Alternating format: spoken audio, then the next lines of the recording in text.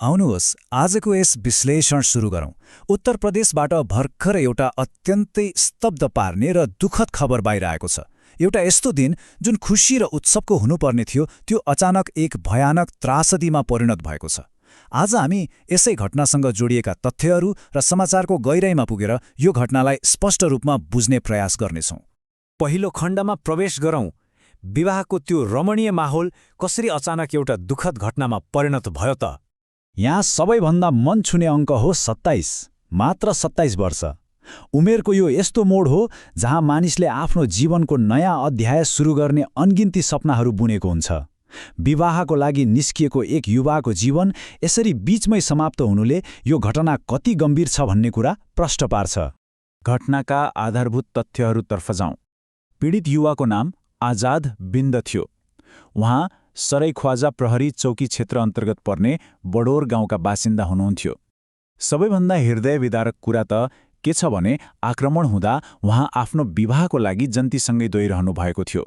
कल्पना गरौँ त, जहाँ सङ्गीत, हाँसो र खुसीको लहर हुनुपर्ने थियो, त्यहाँ अचानक यस्तो अकल्पनीय घटना घट्न पुग्यो। अब दोस्रो खण्डतर्फ लागौँ, जहाँ हामी बेबीपुरमा भएको त्यस भयानक आक्रमणको बारेमा कुरा गर्नेछौँ। यो आक्रमण खेतसराई प्रहरी चौकीको अधिकार क्षेत्रभित्र पर्ने बिबीपुर गाउँ नजिकै भएको थियो। एउटा बेहुला आफ्नो नयाँ जीवनको सुरुवात गर्न त्यही बाटो हुँदै अघि बढिरहेको थियो, तर विडम्बना त्यही बाटो नै उसको अन्तिम यात्रा बन्न पुग्यो।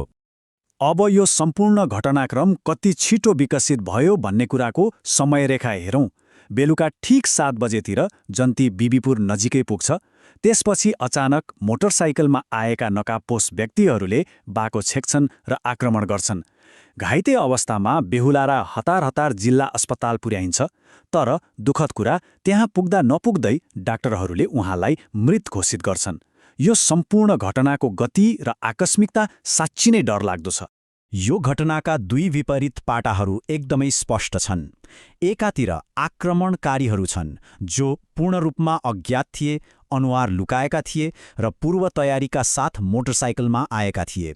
उनीहरूको आक्रमण यति सुनियोजित थियो कि उनीहरू घटना लगत्तै सजिलै भाग्न सफल भए।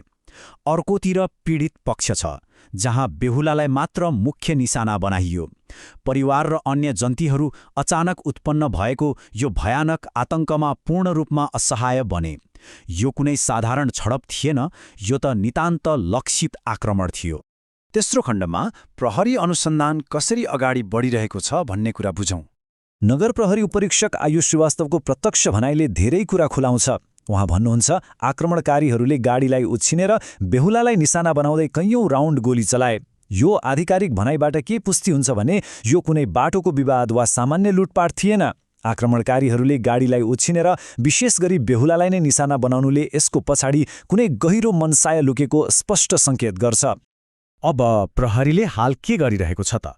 जानकारी पाउन साथ प्रहरीको टोली घटनास्थल पुगिहाल्यो। अहिले आरोपीहरूको खोजी गर्न विशेष टोलीहरू गठन गरिएका छन् र सक्रिय रूपमा विभिन्न स्थानमा छापा मार्ने कार्य भइरहेको छ। तर प्रहरीको सबैभन्दा ठूलो र प्राथमिक उद्देश्य भनेको हत्याको पछाडिको मनसाय पत्ता लगाउनु हो। आखिर किन गरियो त यो हत्या? जबसम्म यो कारण पत्ता लाग्दैन, तबसम्म वास्तविक अपराधीसम्म पुग्न निकै कठिन हुन्छ। अब चौथो खण्डमा प्रवेश गरौँ, जहाँ हामी यस समाचारलाई अलि फराकिलो सन्दर्भमा राखेर हेर्नेछौँ। क्षेत्रीय समाचारहरूको विस्तृत अध्ययन गर्दा हामीलाई एउटा फराकिलो दृष्टिकोण किन आवश्यक छ भन्ने प्रश्न हुन्छ। एकातिर राज्य सरकारले कानुन र व्यवस्था कायम गर्न व्यापक प्रयास गरिरहेको देखिन्छ, तर अर्कोतिर समाजमा निरन्तर रूपमा भइरहेका अपराध र चुनौतीहरूको वास्तविकता पनि त्यत्तिकै टड्कारो छ। यसले हामीलाई राज्यको समग्र सुरक्षा र प्रशासनिक परिदृश्य बुझ्न ठूलो मद्दत गर्छ। त्यही दिन अर्थात् मे 2, 2026 का अन्य प्रमुख समाचारहरूले उत्तर प्रदेशको एउटा मिश्रित चित्र प्रस्तुत गर्छन्। एकातिर मुख्यमन्त्री योगी आदित्यनाथले यूपी प्रहरीमा 1 लाखभन्दा बढी रिक्त पदहरूको ठूलो पदपूर्तिको घोषणा गर्नुभएको छ, जसले सुरक्षा व्यवस्था अझ बलियो बनाउने सरकारको प्रयासलाई देखाउँछ। तर त्यही दिन पिलिभितको एउटा नहरमा 2 पुरुष डुबेर मृत्यु भएको दुःखद दुर्घटना पनि भयो।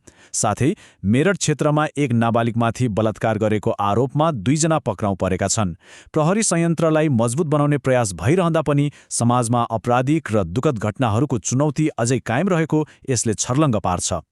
एकातिर अनुसन्धान टोलीहरू सक्रिय रूपमा परिचालन भइरहेका छन् र सम्भावित ठाउँहरूमा छापा मारिँदैछ। तर सबैभन्दा ठूलो र नसुल्झिएको रहस्य अझै पनि त्यहीँ खडा छ। आजाद बिन्दलाई नै किन निशाना बनाइयो? विवाहको मण्डपतर्फ गइरहेको एउटा युवाको यसरी हत्या गर्नु पछाडिको वास्तविक मनसाय के थियो होला? यो एउटा यस्तो गम्भीर प्रश्न हो जसको उत्तरले मात्र यस घटनाको पूर्ण सत्य तथ्य बाहिर ल्याउनेछ र पीडित परिवारलाई न्याय दिलाउनेछ। आशा छ यस विश्लेषणले यस जटिल घटनाको स्पष्ट चित्र बुझ्न मद्दत गर्यो।